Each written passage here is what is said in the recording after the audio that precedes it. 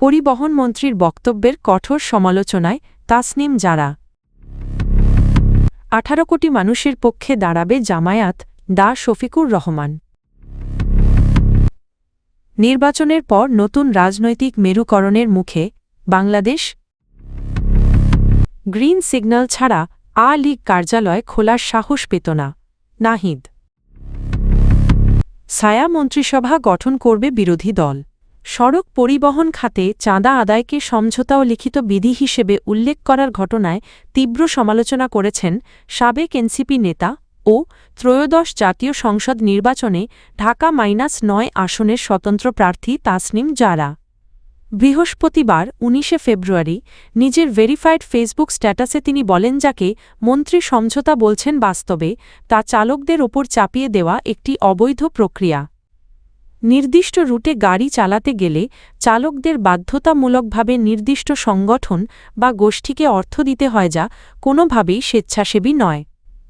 ডা তাসনিম জারা বলেন, এই ব্যবস্থাকে সমঝোতার ভাষায় উপস্থাপন করা মানে একটি অনিয়মকে বৈধতা দেওয়া। এর সরাসরি প্রভাব পড়ে সাধারণ মানুষের ওপর। বাস ভাড়া বৃদ্ধি এবং পণ্য পরিবহনে অতিরিক্ত ব্যয়ের ফলে শেষ পর্যন্ত যাত্রী ও ভোক্তারাই এই চাঁদার বোঝা বহন করেন। এর আগে একই দিন সড়ক পরিবহন মন্ত্রণালয়ে এক সংবাদ সম্মেলনে পরিবহন মন্ত্রী বলেন, সড়কে যে অর্থ আদায়কে চাঁদা বলা হয় তিনি সেটিকে চাঁদা হিসেবে দেখেন না। তার মতে মালিক ও শ্রমিক সংগঠনগুলো সমঝোতার ভিত্তিতে নির্দিষ্ট হারে অর্থ তুলে নিজেদের কল্যাণে ব্যয় করে থাকে।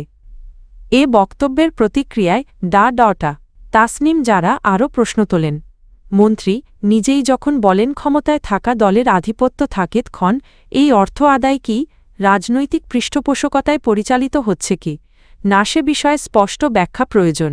সংসদের বিরোধীদলীয় নেতা ও জামায়াতে ইসলামীর আমির শাফিকুর রহমান বলেছেন, দেশের মানুষের স্বার্থের বিরুদ্ধে কোনো কার্যক্রম হলে জামায়াতে ইসলামী 18 কোটি মানুষের পক্ষে অবস্থান নেবে। বৃহস্পতিবার 19 ফেব্রুয়ারি রাজধানীর মিরপুরে ইয়াতিমদের সম্মানে আয়োজিত এক ইফতার মাহফিলে প্রধান অতিথির বক্তব্যে তিনি কথা বলেন। ডা শফিকুর রহমান বলেন, একটি দায়িত্বশীল বিরোধী দল হিসেবে জামায়াত দেশের অগ্রগতি ও দুর্নীতিমুক্ত বাংলাদেশ গড়তে সরকারকে সর্বাত্মক সহযোগিতা করবে, তবে জাতীয় স্বার্থ ক্ষুণ্ণ হলে জনগণের পক্ষে দাঁড়িয়ে প্রতিরোধ গড়ে তোলার জন্য দলটি প্রস্তুত থাকবে। তিনি আরও বলেন, রাজনৈতিক মানবতার নামে যেন জনগণের ক্ষতি না হয় সে বিষয়ে সরকার ও বিরোধী দল উভয়কেই সতর্ক থাকতে হবে। জামায়াত প্রতিটি ইতিবাচক উদ্যোগে সরকারের পাশে থাকবে, তবে প্রয়োজন হলে জনগণের স্বার্থে জবাবদিহিও নিশ্চিত করবে। ডা শফিকুর রহমানের ভাষ্য অনুযায়ী জামায়াতের লক্ষ্য হল সহযোগিতার রাজনীতি বজায় রাখা, যাতে এমন পরিস্থিতি সৃষ্টি না হয় যেখানে প্রতিরোধ প্রয়োজন হয়ে পড়ে। 2024 সালের জুলাই বিপ্লব পরবর্তী সংস্কার প্রক্রিয়া ঘিরে বাংলাদেশের নতুন রাজনৈতিক সংকটের আভাস মিলছে।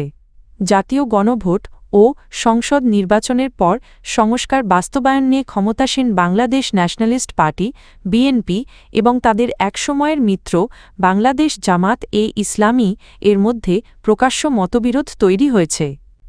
গত সপ্তাহে অনুষ্ঠিত জাতীয় সংসদ নির্বাচনের পাশাপাশি জুলাই জাতীয় সনদ 2025-এর ভিত্তিতে আয়োজিত গণভোটে 60.26% ভোটার সাংবিধানিক সংস্কারের পক্ষে রায় দেন। তবে এই গণভোটের ফল কিভাবে বাস্তবায়ন হবে তা নিয়েই মূল বিরোধ। মঙ্গলবার 17 ফেব্রুয়ারি নবনির্বাচিত সংসদ সদস্যদের শপথগ্রহণ অনুষ্ঠানে এই বিরোধ স্পষ্ট হয়ে ওঠে। সংসদ সদস্য হিসেবে শপথ নিলেও বিএনপির এমপিরা সংবিধান সংস্কার কাউন্সিলের সদস্য হিসেবে আলাদা শপথ নিতে অস্বীকৃতি জানান। জুলাই সনদ অনুযায়ী সংস্কার বাস্তবায়নের জন্য এই কাউন্সিল গঠন বাধ্যতামূলক। বিএনপির এই সিদ্ধান্তে কাউন্সিলের বৈধতা এবং পুরো সংস্কার প্রক্রিয়ার ভবিষ্যৎ নিয়ে অনিশ্চয়তা তৈরি হয়েছে। বিরোধের কেন্দ্রে রয়েছে সংসদের উচ্চকক্ষ গঠনের প্রস্তাব।